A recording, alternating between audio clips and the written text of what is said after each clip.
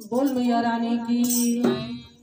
अरे कमने दिशा में काली माई के मंदिरवा, काली माई के मंदिरवा, कवने गछियाना हे कवने गछियाना, मलबरी झूलेली झुलनवा कवने गछियाना, मलबरी झूलेली झुलनवा कवने गछियाना।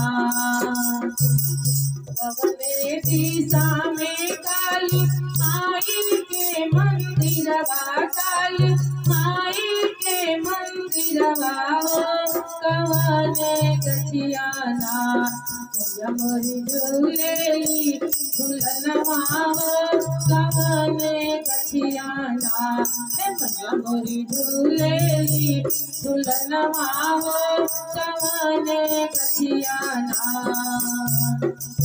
पूर्व दिशा में काली माई के मंदिरवा, काली माई के मंदिरवा, निमिया गछियाना के हो निमिया गछियाना, मलबरी झूलेली झुलनवा निमिया गछियाना, मलबरी झूलेली झुलनवा निमिया गछियाना। कवन फुलवा माई के कोना बिछना, कवन फुलवाना के कवन फुलवाना, लगे चमके कोहरवा कवन फुलवाना, मैया के चमके कोहरवा कवन फुलवाना।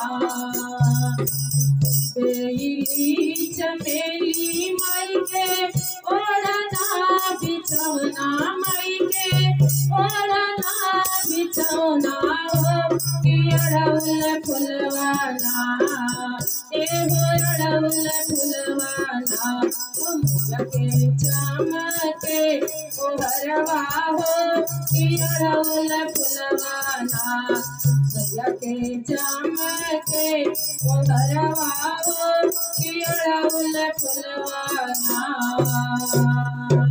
बोल मैया रानी की जय।